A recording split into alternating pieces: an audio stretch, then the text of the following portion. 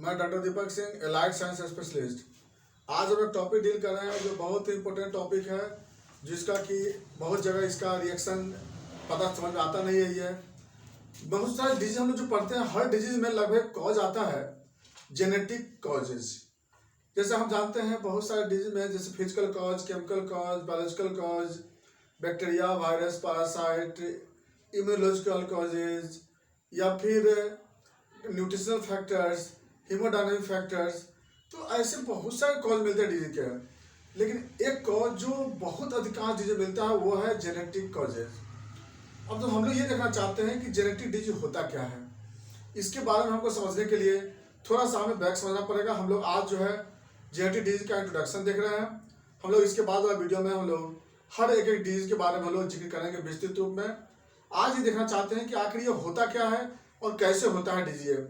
जैसा कि हम जानते हैं कि हमारा जो बॉडी है, जो मेरा बॉडी है, इस बॉडी का जो फंक्शन है, इस बॉडी का जो भी फंक्शन है, ये फंक्शन किस पे निर्भर करता है? ये फंक्शन सिस्टम पे निर्भर करता है। यानी इसका डायरेक्टली फंक्शन जो है, डायरेक्टली जो कंट्रोल करता है वो ऑर्गन है। ऑर्गन यानी ऑर्गन के फंक्शन पे मेरा बॉडी का फंक्शन निर्भर करता है। ऑर्गन का फंक्शन जहां डिस्टर्ब होगी, हमारा बॉडी का फंक्शन डिस्टर्ब हो जाएगी, यानी हम बीमार हो जाएंगे। ये ऑर्गन की जो बात होती है, ऑर्गन किस पर निर्भर करता है? ऑर्गन का जो भी फंक्शन है वो सेल पर निर्भर करता है, सेल्स पर। अब हमें वो सेल्स के बारे में समझना है कि सेल्स से ये कैसे फंक्शन कंट्रोल होती है, और सेल्स ये हमारे बॉडी के लिए कैसे कंट्रोल पे आ गई है। एक सेल्स के फंक्शन से मेरे बॉडी को फंक्शन होती है। जैसा कि हम जानते हैं, सेल को बोलते हैं structural and functional unit of life कहते हैं। इसका मतलब कि इसी से लाइफ स्टार्ट होती है। जो भी लाइफ है, लाइफ का मतलब क्या? सेल से ऑर्गन का फंक्शन, ऑर्गन से बॉडी का फंक्शन। यानी जो भी हमारे बॉडी में सेल्स है, हर सेल्स, जो भी सेल्स है, उस सेल से जो भी प्रोडक्ट बनती है, जो रिजल्टेड होती है, और ये जो प्रोडक्ट बनेगी उसी से मेरा ऑर्गन फंक्शन होगी। जैसे मान लीजिए सेल से फॉर्मेशन हुआ थायरोक्सिन, ग्रोथ हार्मोन्स, इंसुलिन, तो उससे फंक्शन, उसी फंक्शन पर डिपेंड किया ऑर्गन का फंक्शन। यानी सेल का जो फंक्शन है, जो सेल प्रोडक्ट बनाती है, जो सेल जो प्रोडक्ट बनाती है वो कहाँ से बनाती है? साइटोप्लाज्म से बनाती है। साइटोप्लाज्म में जो भी रिएक्शन होती है वो कहाँ से होती है? इसके अंदर एंजाइम से होती है। यह जो एंजाइम है, यह एंजाइम क्या करता है इसके अंदर? तो यह एंजाइम यहाँ पे राइबोसोम्स को स्टिमुलेट करता है, और राइबोसोम को स्टिमुलेट करता है, और यह राइबोसोम क्या करता है?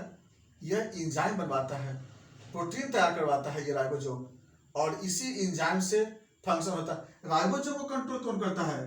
तो यह मौजूद है हमारे न्यूक्लियस। न्यूक्लियस में होता है क्रोमोसोम्स, और क्रोमोसोम में होता है जीन। तो जीन जो कि एक हिस्टोन प्रोटीन है, वह जीन से हमारे सेल के अंदर एंजाइमेटिक रिएक्शन होती है, और इसी एंजाइमेटिक रिएक्शन से हमारे सेल का फंक्शन होता है, और इस सेल के फंक्शन से मेरा ऑर्गन का फंक्शन होता है, ऑर्गन के फंक्शन से बॉडी का फंक्शन होता है।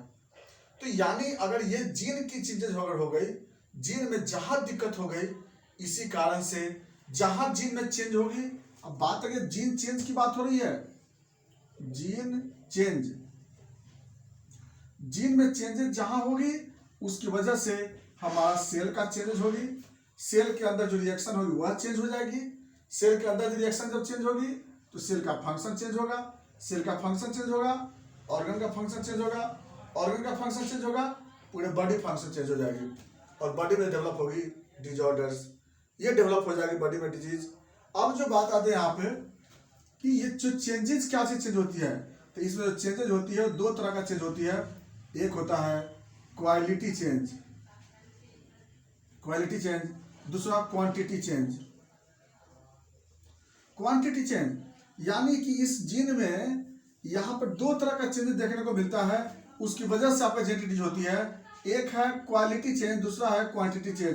क्वालिटी चेंज का मतलब होता है कि जीन में कुछ चेंजेस हो जाना। क्या चेंज हो जाना? जैसे म्यूटेशन का होना, दूसरा वहां पर डिलेशन हो जाना, डिलेशन, इसके बाद डिलेशन के बाद डुप्लीकेशन हो जाना, डुप्लीकेशन, इसके बाद ट्रांसलोकेश हो जाना, ट्रांसलोकेशन। यानी अगर इस जीन में चेंजेज हो गए, जीन म्यूटेंट हो गया, जीन में डिलेशन हो गया, जीन में ट्रांसलोकेशन हो गई, और इसके कारण यहाँ पर जो चेंजेज होगी सेल के फंक्शन वह चेंज कर जाएगी, क्योंकि मेन जो रिएक्शन कराने वाले जो सब्सटेंस है वही चेंज कर गया, तो उसकी वजह से मेरा सेल का फंक्शन चेंज हो जाएगी। दूसरा है इसमें क्वांटिटी चेंजेज, जिसमें दो तरह का चेंज होगी, एक है मोनोसोमी, दूसरा ट्राइसोमी।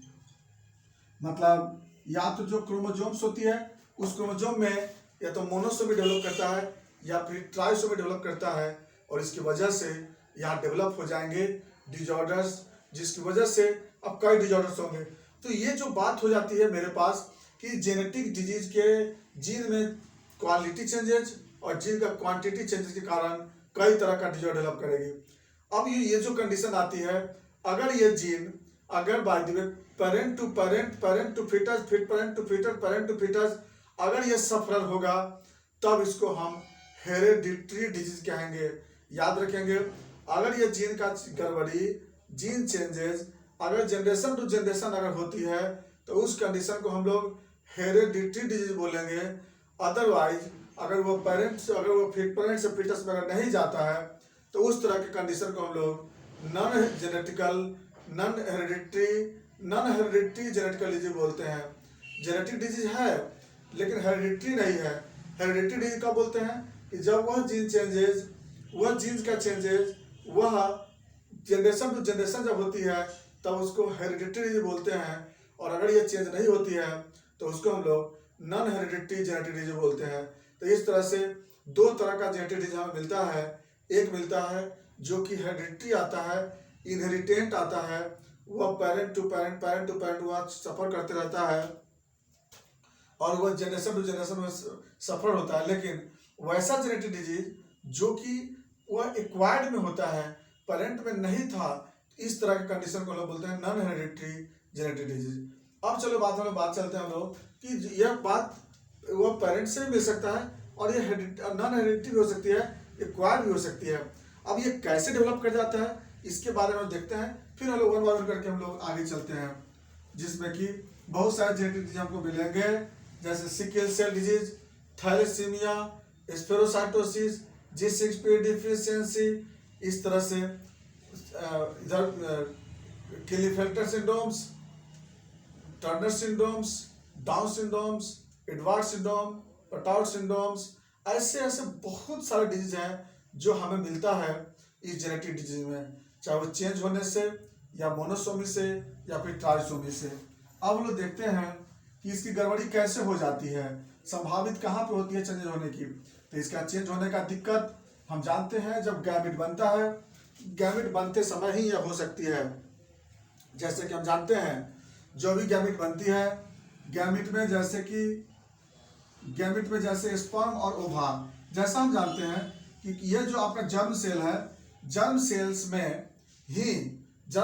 में जो यहाँ पर न्यूट्री डिवीजन के समय ही कुछ ना कुछ गड़बड़ी होती है। कैसे गड़बड़ी होती है, जैसे हम देख लेते हैं, यह है मेरा जर्म सेल्स। जर्म सेल्स में हम जानते हैं कि जर्म सेल्स के अंदर जो क्रोमोसोम्स, जो न्यूक्लियस, हम खाली न्यूक्लियस का फोटो बना रहे हैं, इसके अंदर जो क्रोमोसोम्स है, यह क्रोमोसोम्स फादर और मदर दोनों का मिला करके लगभग 46 क्रोमोसोम होते हैं। 46 क्रोमोसोम, जिसमें हम जो बना रहे हैं इसमें सिर्फ हम एक क्रोमोसोम को बना रहे हैं। ये जो बना रहे हैं ये फीमेल क्रोमोसोम्स है और एक यहाँ पर मेल क्रोमोसोम्स है। तो इस तरह से एक सेल में पहला पेयर, दूसरा पेयर, तीसरा पेयर, चौथा, पांचवा, छठा से लेकर 23वां पेयर तक हर पेयर में क्रोमोसोम्स होता है। हर पेयर एक में एक फादर का होता है, एक मदर का होता है। यही जब लिप्टोटीन जब स्टार्ट होती है, लिप्टोटीन के बाद जब जाइगोटीन होती है, उस समय होता क्या है कि इसके अंदर जो क्रोमोसोम्स होते हैं, उस क्रोमोसोम में यहाँ पर सेंट्रोमियर्स, बहुत सारे मल्टीपल सेंट्रोमियर यहाँ पे जुड़ जाते हैं। और मल्टीपल सेंट्रोमियर जुड़ने के बाद एक दूसरे पर यहाँ पर प्रेशर लगता है और होता क्या है, यह क्रोमोसोम्स, जो क्रोमोसोम तो देख रहे हैं, यह क्रोमोसोम्स इस तरह से एक दूसरे में क्रॉसिंग ओवर हो जाता है और ये जो क्रोमोसोम्स है, यह क्रोमोसोम्स इस तरह से ओवरलैप कर जाता है दूसरे पर, इसको क्रॉसिंग ओवर बोलते हैं। क्रॉसिंग ओवर होने के बाद यह क्रोमोसोम बीचों बीच जो होती है वो ब्रेक कर जाता है। बीचों बीच ब्रेक करने के बाद जिसको हम लोग बोलते हैं पैकेटिन बोलते हैं, जिसके बाद जीन का मिक्सअप हो जाता है, यहाँ पर जीन का मिक्सअप हो जाता है, जिसके बाद ये जो जीन का मिक्सअप ये ब्रेक कौन करता है, गारेज एंजाइम इसको ब्रेक कर देती है।